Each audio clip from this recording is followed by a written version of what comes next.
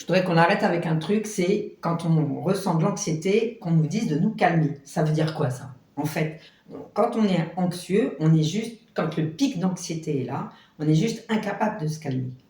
Donc moi, j'ai 3 solutions à vous proposer pour faire descendre le niveau d'anxiété, mais sans chercher à respirer et à vous calmer. Donc, suivez bien cette vidéo parce que vous allez voir que je vais vous partager mes astuces et que ça va être efficace. De quoi on a besoin? Premièrement, de mouvement. Donc, ébrouillez-vous, sautez, étirez-vous, bougez, allez courir un coup. En tout cas, tous les mouvements vont endiguer le phénomène de l'anxiété. Donc, première chose, bougez. La deuxième chose, faites quelque chose de surprenant. Par exemple, allez chercher un glaçon au congèle et laissez-le fondre dans votre main. Faites casser un morceau de bois, le bruit et l'action de casser le morceau de bois, ça va surprendre votre organisme, ça va surprendre votre système neurologique et l'anxiété adore être surprise. Donc, ça va la calmer.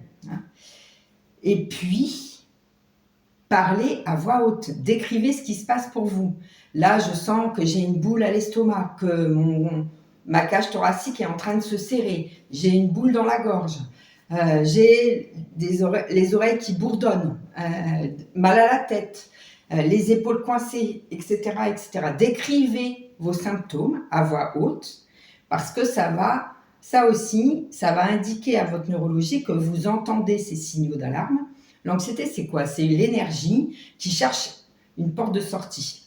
C'est de l'énergie coincée quelque part, donc boule dans le ventre, oppression thoracique, boule dans la gorge, épaules coincées, mal de tête, etc. Cette énergie, elle cherche à sortir par quelque part. Elle cherche sa voie en quelque sorte.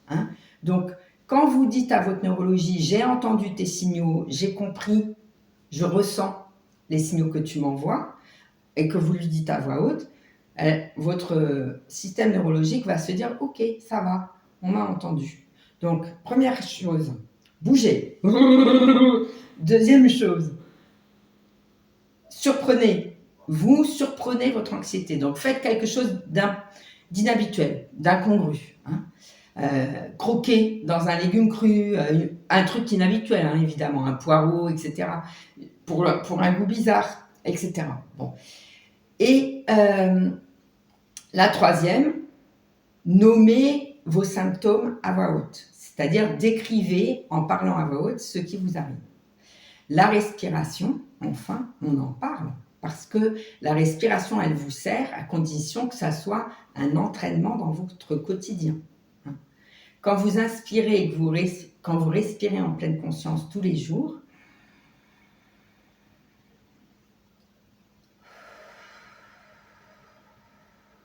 que vous allongez votre inspire en comptant jusqu'à 5, par exemple.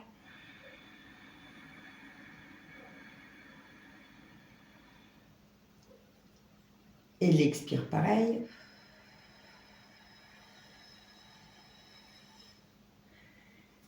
Eh bien, ça, c'est un entraînement quotidien que vous faites en dehors des pics d'anxiété, en dehors des crises.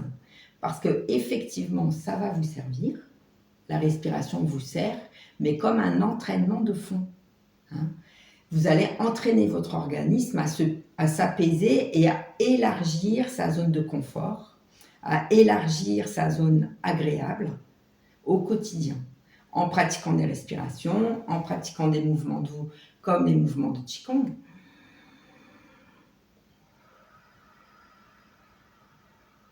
Associés avec la respiration, le ciel et la terre communiquent.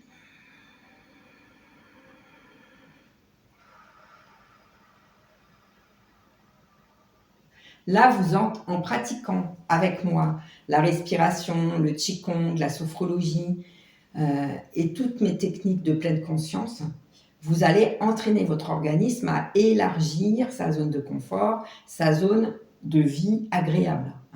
Et donc, ça va vous permettre de faire diminuer la fréquence, mais aussi l'ampleur, l'amplitude de vos crises d'anxiété. Prenez rendez-vous et on en parle ensemble.